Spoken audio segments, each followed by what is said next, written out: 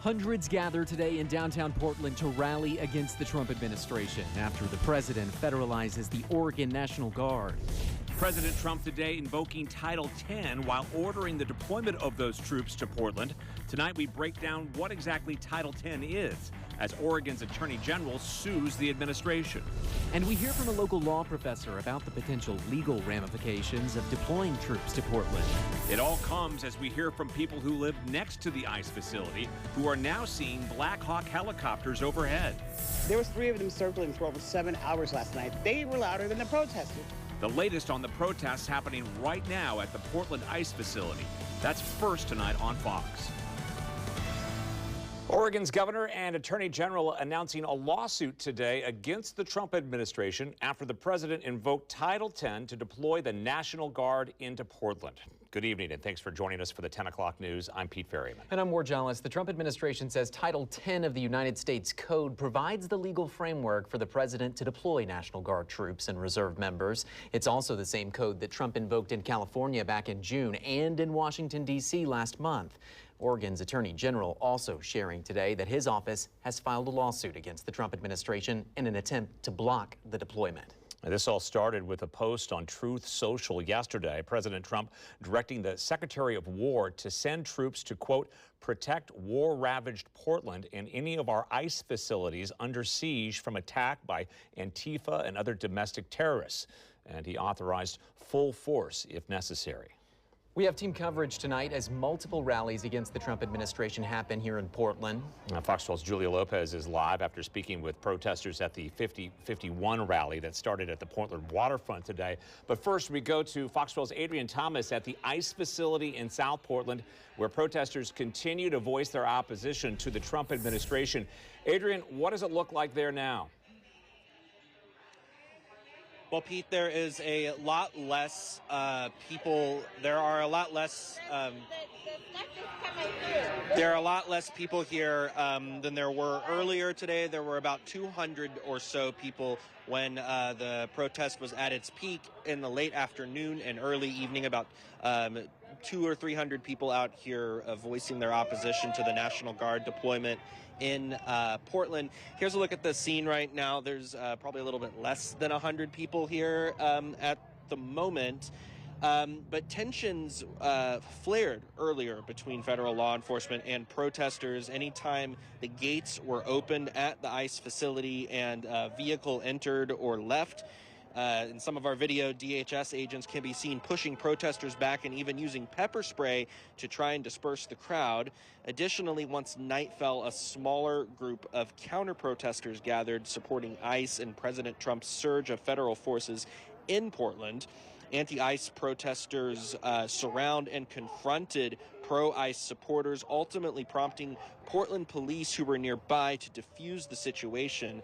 We did just get information from PPB that one arrest was made on suspicion of assault in the 3rd degree near the ICE facility. So that was likely tied to the altercation that we saw. However, we don't know who that man is at this time. But as of right now, much smaller crowd out here at the ICE facility off of South McAdam Avenue in South Portland. We'll continue to monitor the situation over the next hour and bring you any updates. Pete, Ward. Adrian, you mentioned that the tensions seem to escalate whenever federal agents try to access the property, in their vehicles. Have you seen any problems at other times when that's not happening? Not really. It's mostly earlier in the day, much peaceful protest that we saw, just a lot of chanting, a lot of people speaking. As night fell, even though the crowd started to thin out a little bit, you started to see different factions of people gathering here, whether they were in support of ICE or against ICE, and it was more so them arguing in the street with one another and nearby Portland police officers monitoring the situation. Obviously, we saw that altercation earlier that we just showed you. But as far as confrontations with federal law enforcement and the protesters, really only when the gates came open and vehicles were entering or exiting. But actually, I want to pan over right now because we are seeing some law enforcement out here marching down the street. Looks like that those are federal law enforcement that we are seeing. This is this just happened right now as we're speaking, and you know, we'll just show you right here. So this is just off of South McAdam Avenue, and like we said, this activity, this is the first that we are seeing this activity all day. Really what we saw throughout the day was when the gates were opening at the ICE facility. Okay, so I stand corrected. These are actually Portland police officers. So these are Portland police. They are here. And Adrian, I do want to interrupt you. These are Portland police here. They are, looks like they are attempting to clear the street out in front of the ICE facility. This is the largest Portland police presence we've seen all day today. We saw some Portland police officers on bikes actively monitoring the situation and getting involved when tensions flared up between the pro-ICE supporters and anti-ICE supporters. Again, this is the first we are seeing Portland police get involved directly on the street here to try and clear out some of the protesters. Yeah, and Adrian, we are getting word from PPB here in the studio now. A couple announcements. They say they are making targeted arrest for an assault.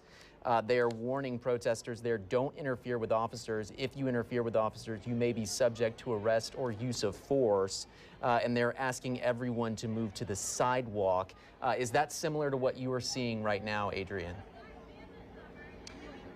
Yes. They have essentially cleared the street out right in front of the ICE facility and are maintaining a presence here. It doesn't look like they're directly questioning anyone right now. Rather, they're answering some questions from some of the protesters.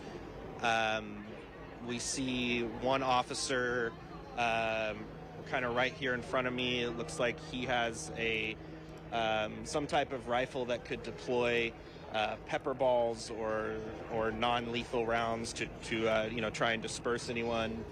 But yeah, obviously, this has been a very fluid situation all day. Things have kind of changed on the drop of a hat, and we're seeing that right now with Portland police here,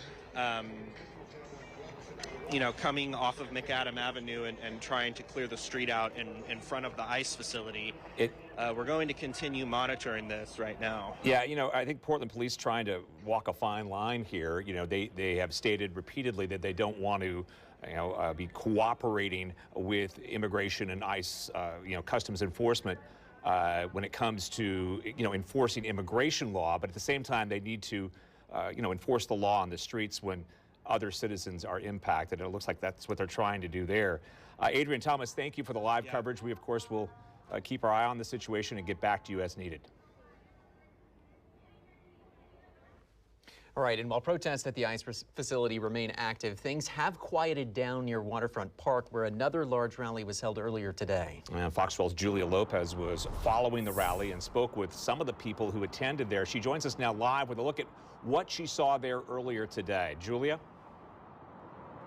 Well, as we saw tensions rise at the ICE facility, the Portland that I saw represented at today's rally was nothing but peaceful. People gathering downtown to say that the president's words do not represent Portland. One of the best things about Oregon is that we are a resilient people, and Oregon is home to all of us. Standing in unity in the face of uncertainty. That's what brought hundreds downtown Sunday. Portlanders. It's dangerous to begin with. That's not what troops do. But ridiculous to be in Portland. Nothing's going on here.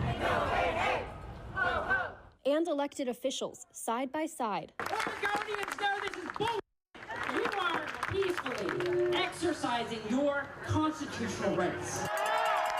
telling President Trump they don't want his troops here. I communicated directly to President Trump that intervention was not necessary in Portland. Kotek says the president told her he invoked Title 10 to move armed troops into the Rose City. We don't want troops here. We don't need troops here. Reina Lopez leaves PCUN, a farm workers union. She says her family came to Oregon to work on a Christmas tree farm when she was a kid and never wanted to leave. This harvest season, things aren't so easy for many. Any kind of news like this is already having a ripple effect in the community. The rumors are rampant. People don't know. They don't know what to do. They don't know if going to work, leaving their house is the right decision, or if it means they're going to get targeted by someone that should be protecting them. Sunday's rally was peaceful. A community showing Trump this isn't the Portland you think it is. If you could say something directly to the president about Portland, what would you tell him? It's not the narrative that you have been told. That's not what's happening here. And it is not worth the resources that you are going to invest to try and get an outcome that you want. This city is stronger than you think it is. We'll be strong in the face of whatever you throw at us. Well, there's no timeline for when troops might arrive in Portland. The organizations and officials that we spoke with today say they'll continue to organize against any military intervention. Reporting live from downtown Portland, Julia Lopez, Fox 12 Oregon. All right, Julia, thank you. We want to get back out to a live picture of the ICE facility right now where we're told that someone is currently being arrested by Portland police right now. You can see that on your screen. Unclear exactly who this person is or why they're being arrested, but we did just hear again from Portland police a few minutes ago that they were making a targeted arrest there for an assault. Not sure if this is in any way connected to that, but definitely some developments there tonight. Yeah, it seems that Portland police have increased their activity here within the last 10 minutes or so. Right when we started the 10 o'clock news here, they started moving through there, issuing that announcement on Twitter to clear the street and get on the sidewalk. Adrian Thomas is there on the scene. Adrian, what are you seeing now? Yeah, literally just in the last minute or so, we saw Portland police officers make an arrest of a man and take him into a vehicle over there. There's probably about 30 or 40 Portland police officers on scene right now. They literally descended upon the street outside the ICE facility right as we started the 10 o'clock news. You can see them lined up here facing off with protesters. This is the first time we've seen this large of a presence of Portland police officers out here today. Throughout the afternoon during the demonstrations outside the ICE facility, we saw about a dozen or so Portland police officers on bicycles kind of actively monitoring the situation. They were even driven out of the area at one point by protesters. But like we mentioned at the top of the show, we did see that altercation between people who were out here on scene.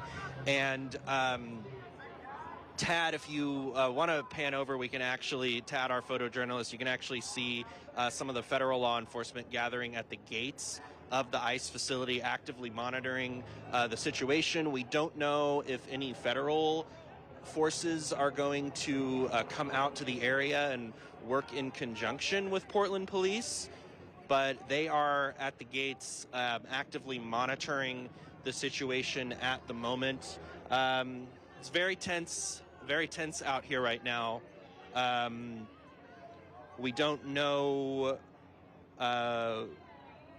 what the objective is here right now for Portland police, if they're just trying to clear out the area or if they're trying to go after some of the demonstrators who were, causing large confrontations earlier. As you can see, there's another...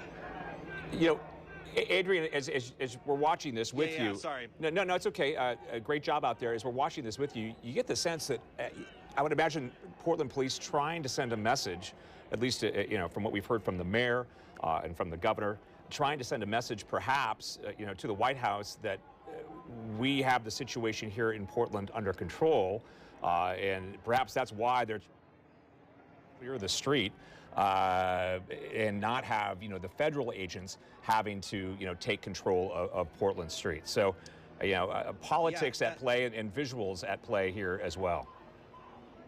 Yeah, absolutely. And yeah, you think the larger kind of political discourse here is that Portland is a sanctuary city. And when a city is a sanctuary city, it means that their local agencies, their local resources, local law enforcement do not assist immigration and customs enforcement, ICE, with their activity. And the fact that Portland police are out here right now facing off with the remaining protesters who are out here and perhaps, working to clear the street and making some arrests. It's quite extraordinary given the political narrative that we've seen between local leaders and the White House. Yeah, it's one thing to, assist ICE agents in enforcing immigration law. It's another thing to, keep the streets of Portland clear, which would fall under their jurisdiction. So again, I think they're walking that fine line here.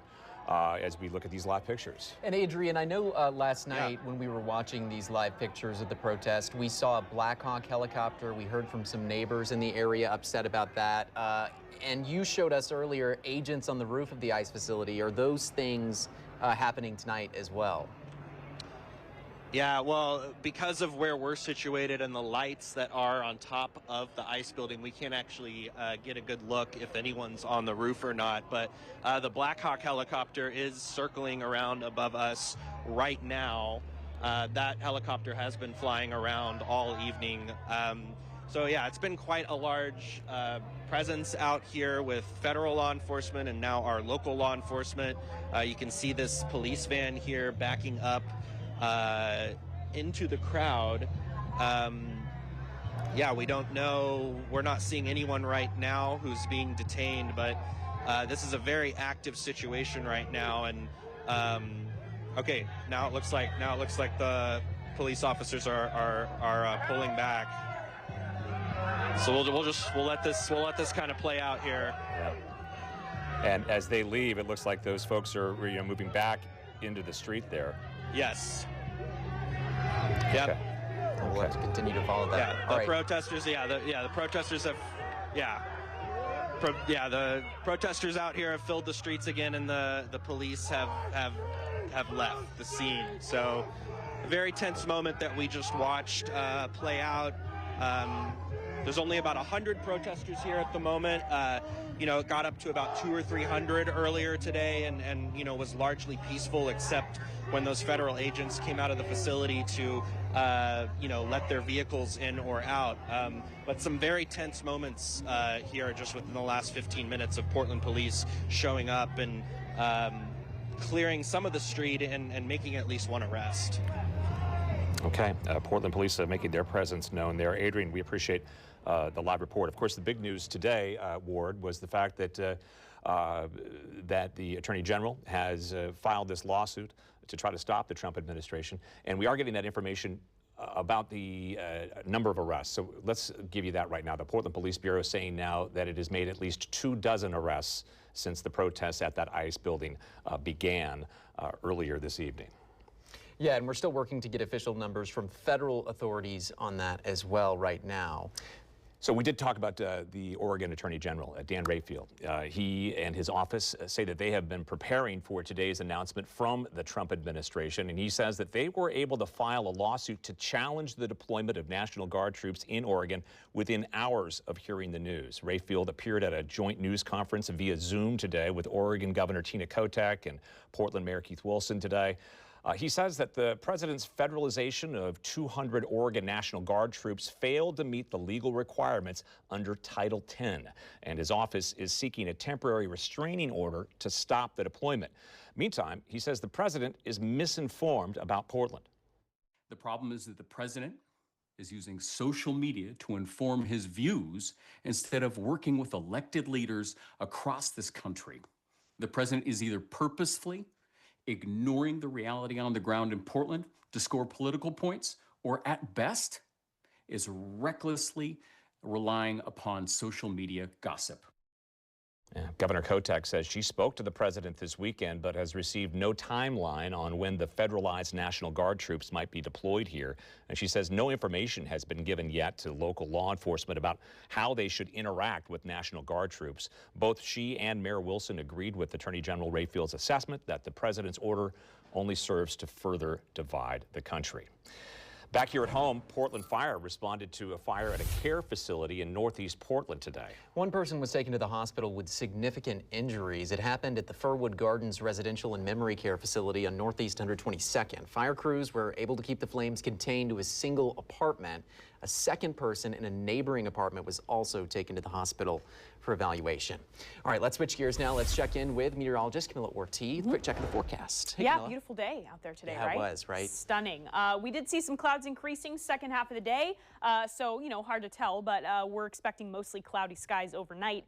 It's 67 degrees right now from our Shriners Hospital camera, and here's where those high temperatures ended up today across the region. So lots of mid-70s. I'm seeing 76 officially at PDX. Out along the coast, temperatures were in the mid-60s, and then Central Oregon topping out in the mid-80s today. So you can see on satellite, lots of clouds out along the coast all day long, but we got quite a bit of sunshine in the valleys, and then eventually started to see those clouds increasing in the evening hours. So that's going to continue ahead of the wet system that arrives early tomorrow. So that's the next big change in the forecast. We've been talking about the rain that's on the way. It's also going to be much cooler all of next week, in addition to it being wet and also windy at times. So a lot to cover. We'll get into those forecast details coming up in just a bit. The 10 o'clock news is just getting started. Coming up, a breakdown of the major developments today following President Trump's decision to deploy the National Guard in Portland. Plus, how Portland's mayor is responding. September is Hunger Action Month. You can help the Fox 12 Hunger Free Project by rounding up at the register of your local Fred Meyer store, or make a donation online and have it matched by your local Toyota dealers.